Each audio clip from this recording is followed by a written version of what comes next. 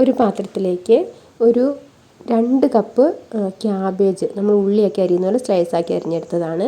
ഒരു സവാള നടുവേ ഒന്ന് മുറിച്ചതിന് ശേഷം സ്ലൈസാക്കി അരിഞ്ഞത്, ഒരു ചെറിയ കഷ്ണം ഇഞ്ചി ചെറുതാക്കി അരിഞ്ഞത്, ഒരു 5-6 വെളുത്തുള്ളി ചെറുതാക്കി അരിഞ്ഞത്, ഒരു 2 തണ്ട് കറിവേപ്പില ചെറുതാക്കി അരിഞ്ഞത്, 1 ടീസ്പൂണ് എരിവുള്ള മുളക് പൊടി, ഒരു 1/4 ടീസ്പൂണ് മഞ്ഞൾപ്പൊടി, ഒരു 1/4 ടീസ്പൂണിലും കുറവ് കായത്തിൻ്റെ പൊടി, 1/2 ടീസ്പൂണ് ഉപ്പുപൊടി.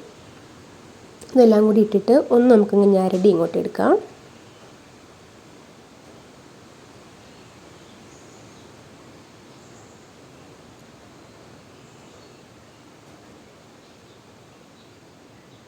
ഇനി ഇതിലേക്ക് ഒരു 1/4 കപ്പ് കടലമാവ് ചേർത്ത് കൊടുക്കാം. ഒരു 1/4 കപ്പ് നൈസ് അരിപ്പൊടി വറുത്തത്, അതായത് നമ്മുടെ നൂൽപുട്ടിൻ്റെയൊക്കെ പത്തിരിപ്പൊടി അങ്ങനെ പറയുന്നില്ലേ, അത് അരിപ്പൊടിയും കൂടി ചേർത്ത് വീണ്ടും ഒന്നും കൂടി നമുക്കൊന്ന് കുഴച്ചെടുക്കാം. ഒന്ന് മിക്സ് ചെയ്തിട്ടെടുക്കാം, എല്ലാ ഭാഗത്തേക്കും ഒരേപോലെ എത്താൻ വേണ്ടിയിട്ടാണ്.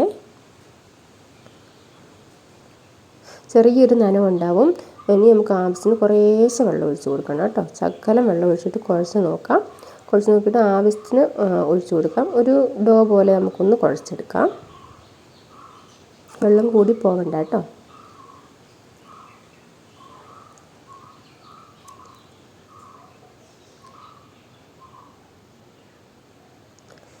അങ്ങനെ കുഴച്ച് എടുത്തതിന് ശേഷം ഒരു പാത്രം അടുപ്പത്തിലേക്ക് എണ്ണ ചൂടാക്കിയിട്ട് അതിലേക്ക് നമുക്കിങ്ങനെ കുറച്ച് നമ്മൾ പക്കാവടയൊക്കെ ഉണ്ടാക്കുന്ന രീതിയിൽ ഒന്ന് ഇട്ട് കൊടുക്കാം.